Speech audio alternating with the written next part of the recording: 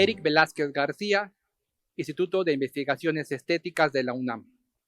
Vera Tisler, Facultad de Ciencias Antropológicas de la Universidad Autónoma de Yucatán. Cuerpos, imágenes finitos y cuerpos, imágenes trascendentes de los gobernantes mayas. Reflexiones sobre los restos óseos como fuentes primarias para el estudio del retrato en el periodo clásico tardío, 600-900 después de Cristo. En 1970, Beatriz de la Fuente postuló la existencia de dos modalidades de retrato en el arte maya. Una estereotipada, donde la identidad de los sujetos estaba determinada por convenciones de proporción, composición espacial, atuendo, tocado, parafernalia y cláusulas jeroglíficas. Y la segunda, donde los artífices sintieron un mayor compromiso con las peculiaridades fisonómicas de sus modelos. La primera de esas modalidades predominó en la tradición a lo largo del tiempo. Son retratos convencionales que se basan en un modelo idealizado. En ellos se privilegian los atributos de dignidad, categoría, oficio o rango social, no las especificidades personales.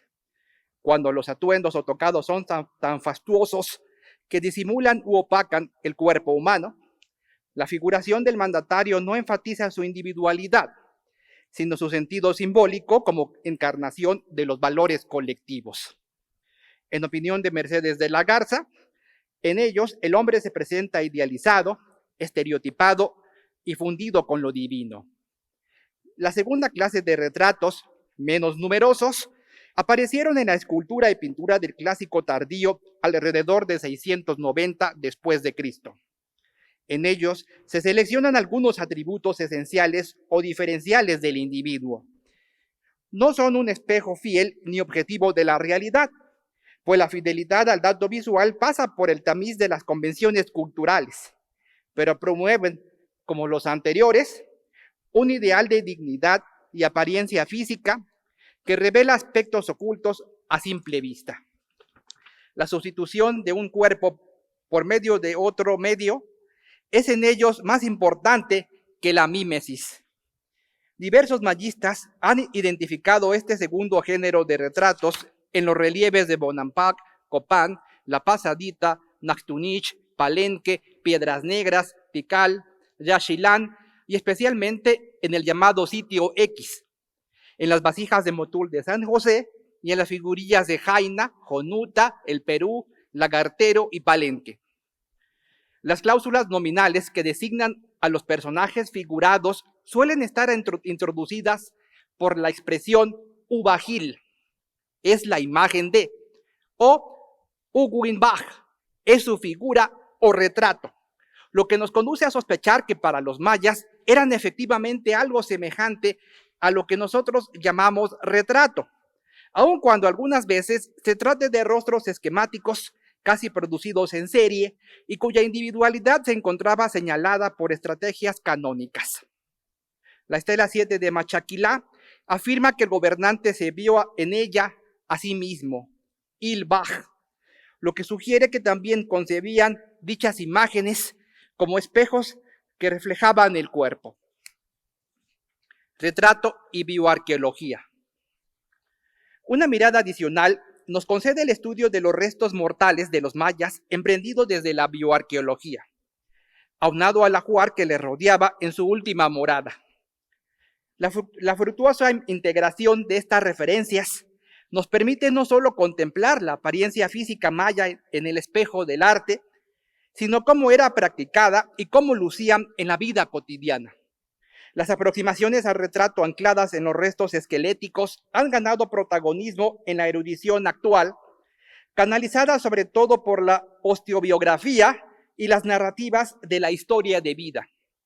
Especialmente durante las últimas 2 décadas, la bioarqueología, en tándem con un creciente número de análisis arqueométricos, se ha convertido en un recurso analítico en la reconstrucción detallada, objetiva e imparcial de los atributos faciales y corporales de conocidos personajes históricos.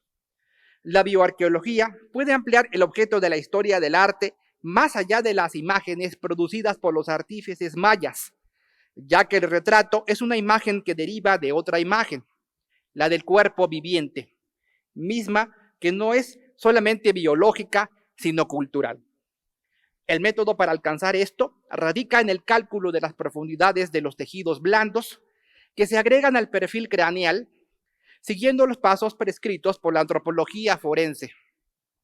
El cotejo de la imagen del cuerpo, reconstruida mediante la bioarqueología, frente a las imágenes pintadas, talladas o modeladas de los retratos mayas, es un camino aún poco transitado, pero que ya ha arrojado algunos frutos en el estudio de las representaciones de Uqid Kanlektok, gobernante de Ekbalam entre 770 y 801 después de Cristo, quien fue representado con el labio superior partido y la mandíbula asimétrica, pues en vida sufrió un aparatoso traumatismo maxilar que habría incluido la fractura de su incisivo central.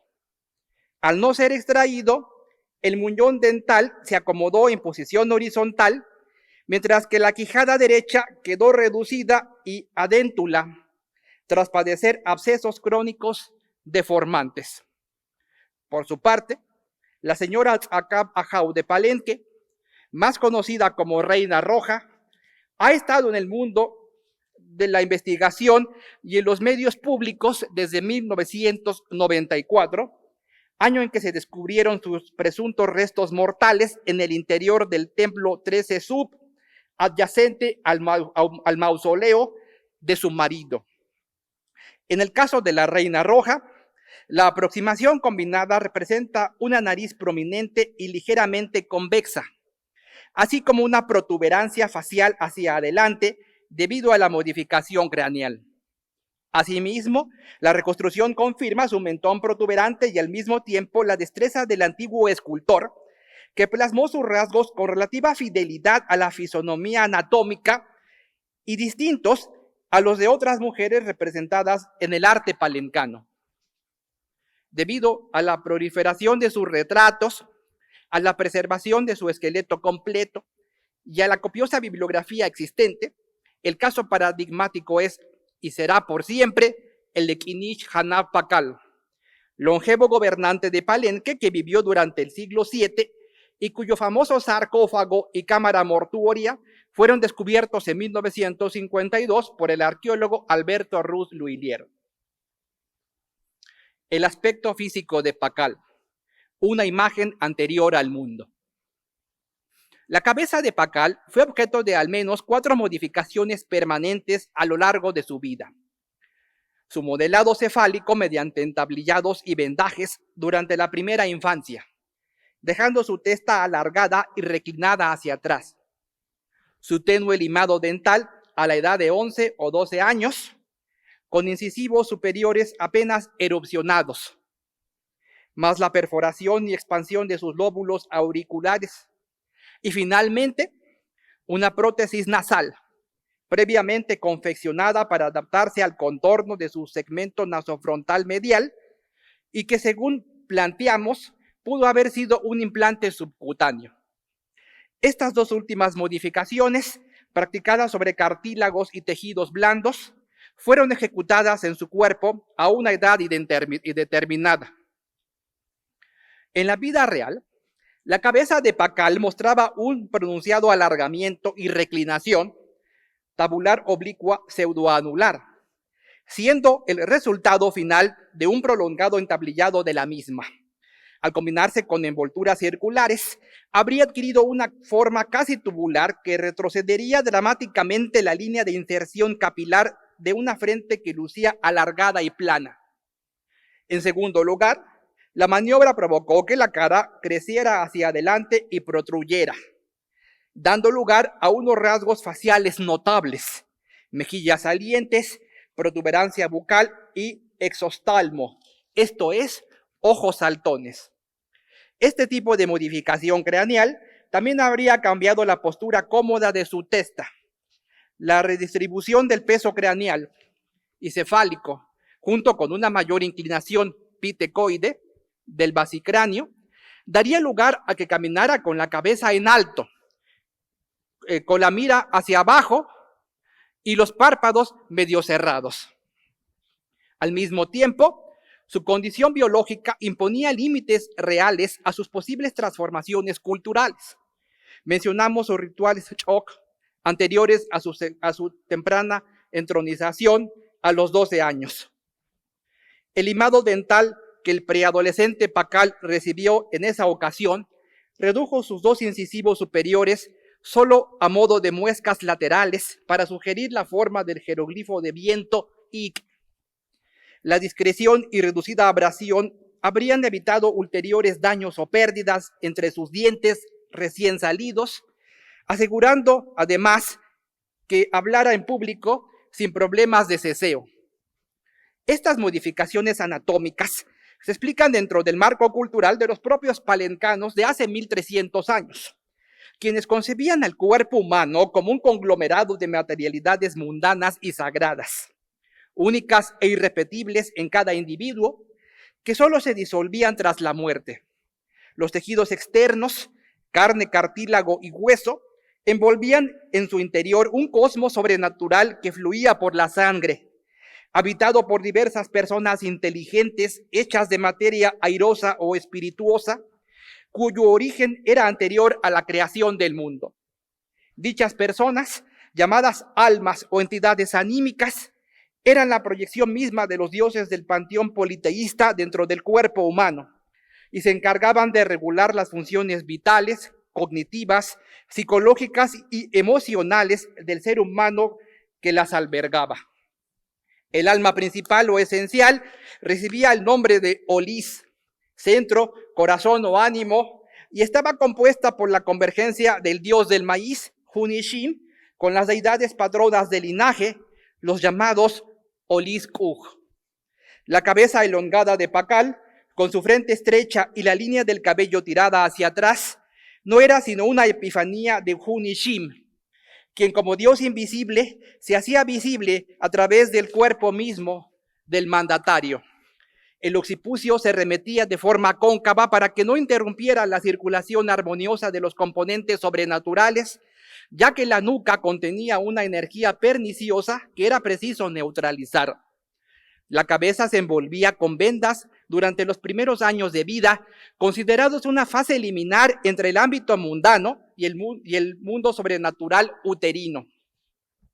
La idea era sellar la cabeza del bebé para que no escapen las deidades, débilmente acostumbradas al cuerpo del niño.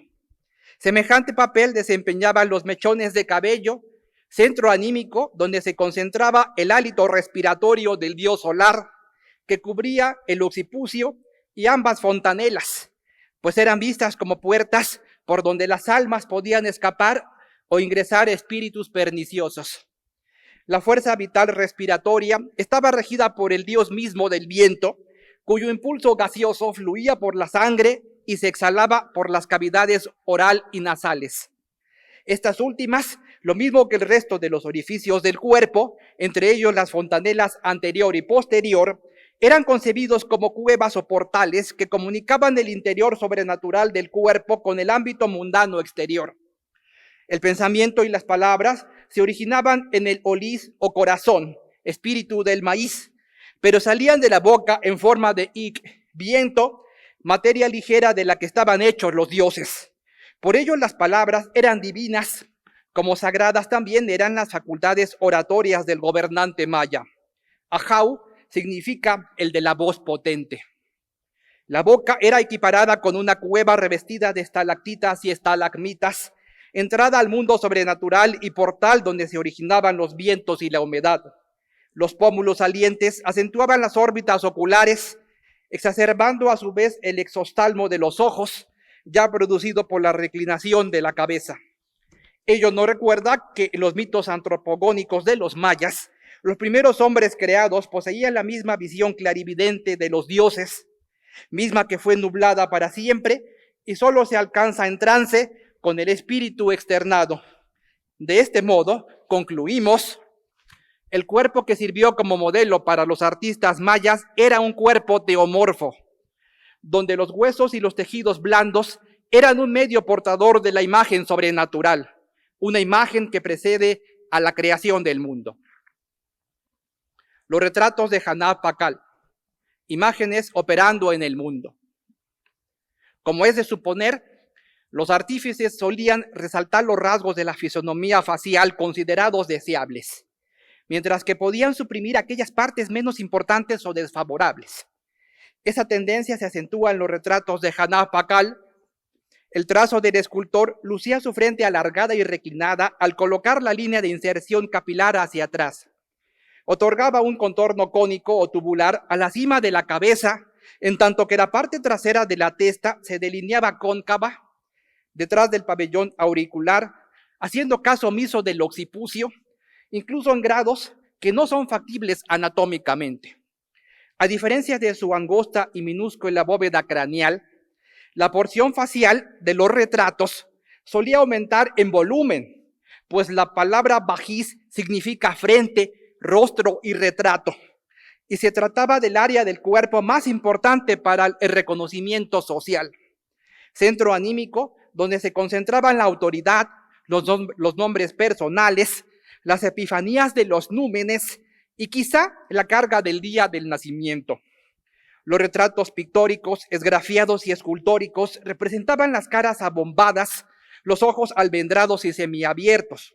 La boca se retrataba semiabierta en señal de hablar y, por lo tanto, de ejercer la autoridad, dejando entrever dientes afilados en forma de ic. Los labios se apegaban en alto grado al dato visual. El pronunciado puente dental central domina su retrato facial y más notablemente el de su máscara de jadeíta, en contraste con su apariencia física real, donde sus muescas dentales apenas estaban insinuadas. Notables son también las formas de sus dorsos nasales. No en pocos retratos, la nariz parece nacer no entre los ojos, sino a media frente. La prominencia nasal podía incluso delinearse con dos líneas, una señalando el puente nasal natural y la otra un elemento sobrepuesto. Otras siluetas faciales muestran abultamientos encima de la nariz, circunscritos a la frente baja, y otras más marcan justo ahí incisiones horizontales y diagonales. Hay otros ejemplares que exhiben bolsas de piel aflojada y colgada justo ahí. Estos promontorios no forman parte de su fisonomía natural. Al lado de la posibilidad de haberse montado una prótesis temporal externa, no es descabellado pensar que algunas de estas sobreposiciones fueron implantes subcutáneos adaptados a la anatomía que rodea el sillar de la nariz. Tensión y lucha serena entre lo mundano y lo mítico, entre la sensualidad y el hieratismo, entre la inmanencia y la trascendencia, caracterizan los retratos de Pakal según de la Fuente. Esta identidad concurrente entre lo terrestre y lo sobrenatural, entre el ecúmeno y el anecúmeno, solo puede explicarse cuando entendemos que los mayas no veían una oposición entre el alma y el cuerpo, sino que concebían la existencia de un sistema de almas racionales y fuerzas impersonales inmortales, pero de orden material, que eran parte inalienable del cuerpo y realizaban las funciones que en otras culturas se les atribuyen a los órganos. Por ello, los retratos de los mayas no derivan el aspecto físico de los rasgos psicológicos o morales, etografía, pero tampoco infieren los rasgos espirituales a partir de la apariencia física exterior, prosopografía. Al no concebir una separación entre alma y espíritu, son al mismo tiempo rostro y corazón, fruto y semilla, envoltura y contenido, imagen exógena y endógena, etopopeya y prosopopeya. El cuerpo de Pakal era una epifanía de los dioses, que son parte de su cuerpo y son él mismo. Pero sus retratos, Baj, eran una extensión o prótesis de su propio cuerpo, Bajiz, sustitutos y proyecciones de su presencia, que para revertir su ausencia migró a un medio de piedra, cuyos ojos, rostros y narices podrían ser borrados y mutilados por vándalos, como en efecto lo fueron en varias ciudades durante el ocaso del clásico maya. Steve Houston, Megan O'Neill, Ana Somoano, David Stewart y otros autores han sugerido que las esculturas mayas eran sujetos sociales, animados con nombres propios y capacidades comunicativas, que nacían durante la activación ritual y morían acompañadas de ceremonias de terminación. Como afirma Alfredo López Austin, en ellas una cobertura pétrea revestía una voluntad interior e inteligente. En sus altares asociados, las estelas y otros monolitos establecían diversos tipos de relación comunicativa con los creyentes. No sería sorprendente, dada la cosmovisión maya, que dichos tableros, lápidas, altares y paneles de piedra caliza, al convertirse en un nuevo medio para el cuerpo, bajiz, añadieran nuevas almas, las del gobernante. Aunado a ello, estas esculturas conmemoraban el paso del tiempo al ser activadas en finales de periodo. De hecho, el mismo verbo que se usaba para formar o construir monumentos de piedra, pat, es empleado en los pasajes míticos del Códice de Dresde para narrar la creación de los ciclos calendáricos. Pakal en sí mismo era para los palencanos un señor del tiempo. Así se nota en la narrativa de su sarcófago, que afirma que cuando falleció eran 4 sus asientos de piedra, aludiendo a los 4 finales de Catún que celebró en vida y homologando con ello tiempo y piedra. En los tableros del templo de las inscripciones se afirma que usará su vista clarividente para ver a los dioses cuando presida la celebración del Baktún 12 en 1618, 935 años después de su fallecimiento, en plena época novohispana. Un siglo después del cierre de su tumba, Pakal seguía tomando decisiones artísticas, pues el escultor que labró el tablero de los 96 glifos dice haber concebido la obra tal como la ordenó el ancestro venerado. Las palabras etéreas se encarnaron en un cuerpo medio visible, que son los grafemas, mientras las cláusulas jeroglíficas de Pakal y sus descendientes eran cuerpos sustitutos. En el tablero del templo 21, los pliegues de su piel y las líneas endurecidas de su rostro representan a un Pakal ya viejo, que en el año 736, medio siglo después de su deceso, le otorga a su nieto los instrumentos rituales. Pakal transita libremente por el espacio-tiempo, ya que en dicha escena sus almas se funden con las del mítico Cha-Ukokanchan, gobernante que en 252 a.C. inició la veneración de los dioses ancestrales. Un ancestro usaba como medio a otro ancestro, y ambos a la vez usaban como medio la piedra caliza, haciendo presente los espacios-tiempos del pasado. En la lápida oval, que representa la coronación de Pakal joven, este incorpora en su frente una epifanía de Ush-Job-Hun, héroe cultural que instituyó las ceremonias políticas en el pasado legendario. El cuerpo del Pakal, como señor del tiempo, se traslada así sobre la piedra, símbolo de permanencia. La cabeza de Pakal se encuentra modelada tridimensionalmente en un par de retratos hallados cerca de su sarcófago, donde se representa joven y maduro. Creemos que a través de ellas, Pakal se convertía en el arquetipo y coesencia de los primeros 6 hombres creados, cuyas cabezas fueron modeladas por los dioses en los tiempos míticos. Su máscara de jade era un símbolo del agua, de las hojas verdes del maíz y de la lluvia, pero ante todo del hálito respiratorio, ya que, como ha observado Carl Taube, esas piedras verdes en ocasiones exudan humedad y vapor, situación que contribuyó a relacionarlas con el aliento vivificante. Su gesto hermético y ensimismado parece evocar esa prisión de jade que busca encapsular el hálito respiratorio Sak y Kal. Al cubrir el rostro de Pakal, la máscara nos muestra el mundo sobrenatural que habitaba dentro de él. Conclusiones.